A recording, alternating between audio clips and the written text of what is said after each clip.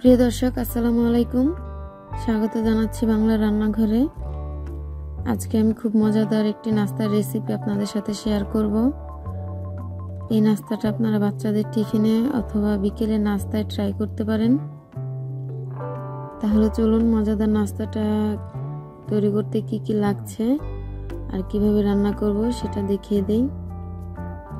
প্রথমে আমাকে ডোটা তৈরি করতে হবে। ডোটা তৈরি করার জন্য আমি এখানে 2 কাপ আটা নিয়েছি, নরমাল আটা। আপনারা চাইলে এখানে ময়দা ইউজ করতে পারেন। 2 চামচ পরিমাণ গুঁড়ো দুধ,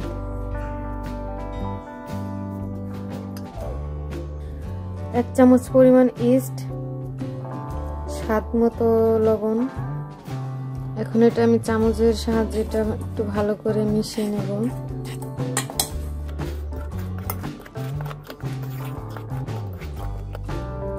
আর লাগবে হচ্ছে 3 টেবিল চামচ চিনি।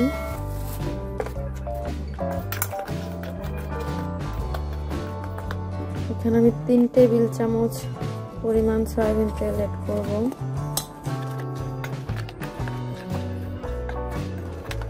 এখানে আমি হালকা কুসুম গরম পানি নিয়েছি।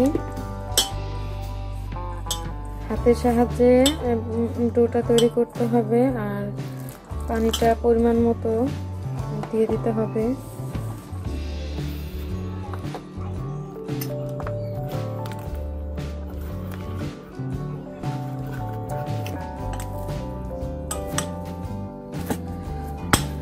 ডোটা হয়ে গেছে, এই তো দেখেন।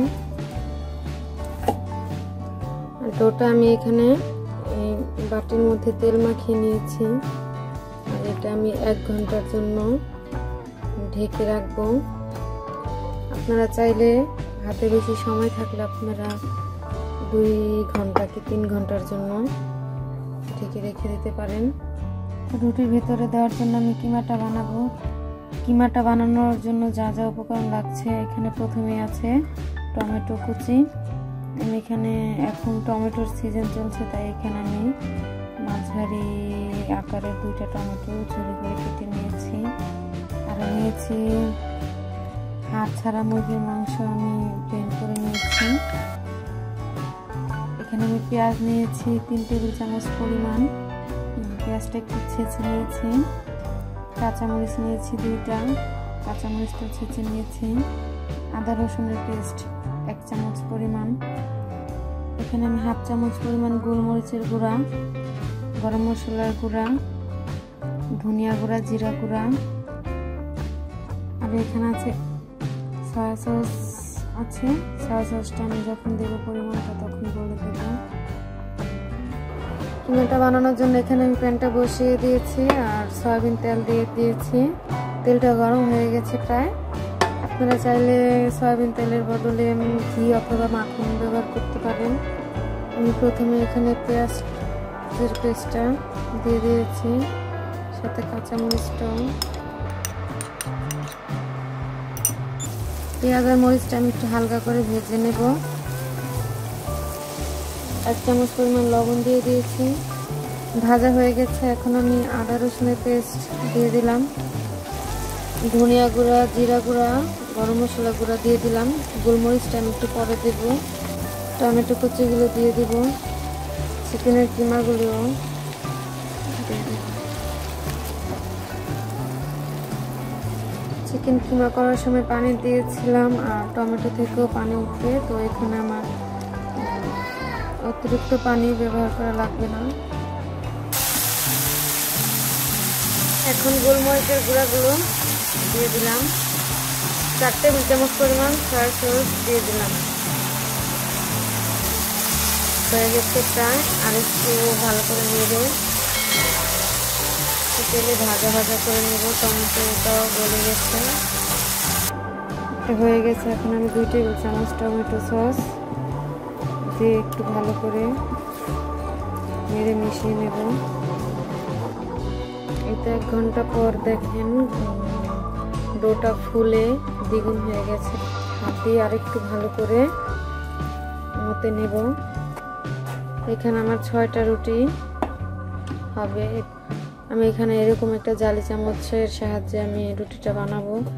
তো এই চামচটা জালির মধ্যে আমি একটু সয়াবিন তেল ঘষে নিলাম।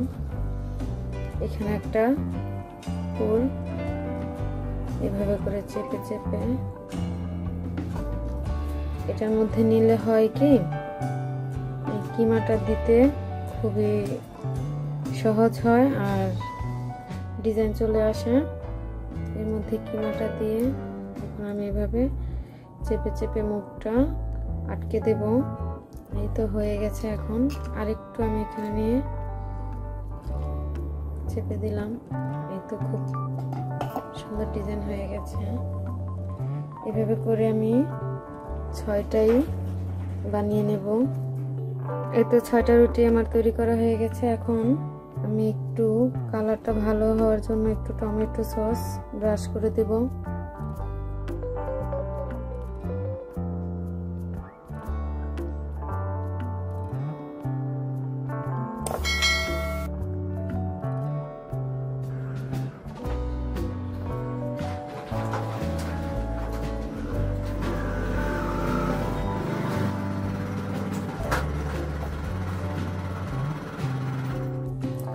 এখন আমি হালকা হালকা করে একটু ঘিও ব্রাশ করে দেব। ব্রাশ করা হয়ে গেছে। কুক করতে হবে। তো আপনারা চাইলে ওভেনেও কুক করতে পারেন। আর আমি তো ওভেনে কুক করব, কিন্তু চুলাতেও কুক করা যায়। তো আমি চুলাতে কীভাবে কুক করবেন সেটা আমি দেখিয়ে দিচ্ছি। চুলাতে কুক করতে হলে অনেক সময় লাগে, কমপক্ষে 45 মিনিট 1 ঘন্টা লেগে যায়। তো আমি ওভেনে একটু তাড়াতাড়ি করে নেব।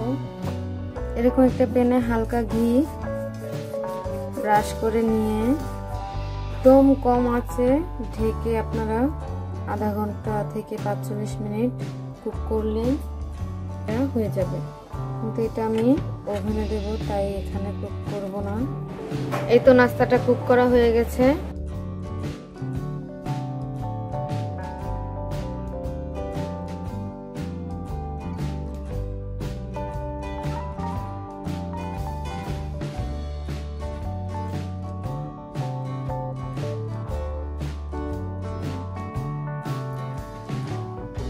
ধন্যবাদ পুরো ভিডিওটা দেখার জন্য। আর আমার এই নাস্তার রেসিপিটা যদি ভালো লেগে থাকে অবশ্যই একটা লাইক করে সাবস্ক্রাইব করে পাশে থাকবেন।